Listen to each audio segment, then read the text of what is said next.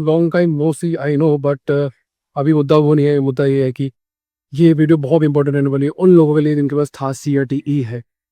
So watch it out guys. अगर आपके पास Thar CRDE है और आपकी जो गाड़ी है वो कोल्ड स्टार्ट लेने में टाइम लगाती है इन विंटर्स, और नॉर्मली भी जो आपका हीट टेम्परेचर है उसको राइज होने में थोड़ा टाइम लगता है, तो भाई साहब ये बड़ी इंपॉर्टेंट इन्फॉर्मेशन है, आपको पता होना चाहिए। बहुत सारे मिस्त्री जो है, मैकेनिक जो है, वो इसको इशू क्रिएट कर देते हैं। वो क्या है? जो थर्मोस्टेट वॉल्व होता है विच मेक श्योर कि जो आपका कूलेंट है वो एडिक्वेटली हाई प्रॉपर टेम्परेचर में ट्रैवल कर रहा है या नहीं कर रहा है, काफी मैकेनिक्स जो है वो उसको रिमूव कर देते हैं। बिकॉज कुछ लोग शायद कभी ये इशू बताए मैकेनिक को, यार मेरी जो गाड़ी है हीटिंग इश्यूज आ रहे हैं ऐसा कुछ, पर उसके काफी रीजंस रह सकते हैं। बट बेसिकली ये सब, इसको थर्मोस्टेट निकाल के फेंक देना is not a permanent solution. इसकी वजह से काफी इश्यूज आपको हो सकते हैं यार। तो वो इश्यूज क्या हो सकते हैं मैं आपको बाद में बताऊंगा। फर्स्ट ऑफ ऑल आपको दिखा दूंगा थर्मोस्टेट वर्क जो है वो चेंज कैसे करना है, रिप्लेस कैसे करना है। भाई कुछ ये ऐसे खुलता है और इसमें जाएगा ये थर्मोस्टेट। इसका पार्ट नंबर मैं डिस्क्रिप्शन में डाल दूंगा।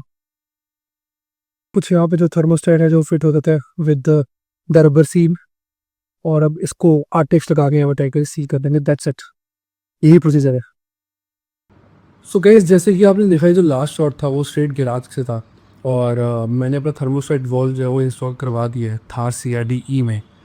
इरिस्पेक्टिव ऑफ योर व्हीकल, आपके पास कोई भी व्हीकल है, स्पेशली अगर आपका थार CRD है ना, तो उसमें यार थर्मोस्टेट वॉल्व का ध्यान रखो कि इंस्टॉल्ड है या नहीं है। Because most of the mechanics का करते हैं ना, कि हमारे यहाँ पे काफ़ी हाई टेम्परेचर रहते हैं इंडिया में, आपको बताइए, तो मोस्ट ऑफ द मैकेनिक्स का करते हैं तो थर्मोस्टेट वॉल्व को निकाल के फेंक देते हैं ताकि गाड़ी थोड़ी सी कूल रहे या फिर ओवरहीट कभी ना करे।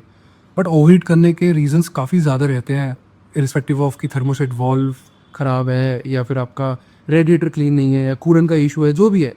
बट कभी भी अपनी गाड़ी जो है वो थर्मोस्टेट वॉल्व के बगैर मत ड्राइव करो, क्योंकि मैकेनिक तो आपको बोल देगा भैया कोई फ़र्क नहीं पड़ता। मैं बताता हूँ क्या फ़र्क पड़ता है as per my understanding and research that I have done. पहली बात तो ये कि गाड़ी जो है ना आपका वो ऑप्टिमम टेम्परेचर कभी रीच ही नहीं करेगी। क्या टेम्परेचर उसका फ्लक्चुएट होता रहेगा।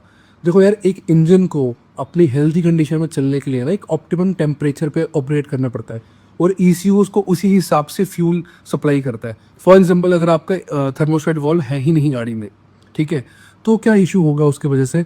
आपकी गाड़ी जो है, अगर थोड़ी विंटर कंडीशन है उसमें तो ज़्यादा इशू होगा। कैसे बताता हूँ? सो आपकी गाड़ी जो है ना वो थोड़ा सा कूल रन करेगी, जिसकी वजह से आपका फ्यूल जो है वो कंजप्शन ज़्यादा लगेगा। बिकॉज ECU को तो यही लगेगा ना कि यार गाड़ी गर्म ही नहीं हो रही है, सो गर्म करने के लिए it will transfer more fuel, है ना, it will burn more fuel. एक तो ये इशू हो गया। दूसरा, लॉन्जिविटी में प्रॉब्लम आएगी आपको। आपके व्हीकल के जो इंजन है उसकी लॉन्जिविटी कम हो जाएगी because of this whole issue कि आप फ्यूल बार बार ज़्यादा दे रहे हैं, इंजेक्टर ज़्यादा काम कर रहे हैं, वेरिएंट दे रहे ज़्यादा हो सकता है। Number 3, mileage. There was significant mileage drop in my case, because मैंने जम्मू से गुड़गांव तक गाड़ी ड्राइव करी और गुड़गांव लोकल ड्राइव करी। मुझे समझ आ गया कि भैया मेरी एवरेज कम से कम 30 से 40% कम हुई है गाड़ी की, और this is not healthy at all for your engine यार। अगर आपकी गाड़ी ओवरहीट कर भी रही है तो आप किसी और कंसर्न्स, किसी और चीज़ों को ढूंढो कि क्या रीजंस है ये होने के लिए। थर्मोस्टेट निकाल के फेंक देना is not a permanent solution. और यार सिंपल सा लॉजिक है, महिंद्रा या फिर कोई भी ब्रांड जो अपनी इतनी R&D कर रही है अपने व्हीकल्स पर, वो बेवकूफ़ नहीं है जो उस पार्ट को इंस्टॉल करके दे दिया आपको। सो या दिस इज़ इट। आज के लिए इतना ही था। आई नो काफ़ी टाइम बाद मैंने वीडियो डाली है अपने इस यूट्यूब चैनल में, बट आई एम थिंकिंग कि मैं वापस एक्टिव हो जाऊँ यूट्यूब पे, और काफ़ी ज़्यादा चीज़ें रहती हैं मेरे पास शेयर करने को, चाहे वो ट्रैवल रिलेटेड हो, चाहे वो ऑटोमोबाइल रिलेटेड हो, चाहे वो 4 व्हीलर हो, 2 व्हीलर हो। I will try to be more consistent with the content from now onwards. बाकी अगर आपको इन्फॉर्मेशन अच्छी लगी, you know the drill, what to do. Like करो, कमेंट करो, शेयर करो, सब्सक्राइब करो। बाकी be here and follow my journey, be a part of my journey. I will see you in the next one.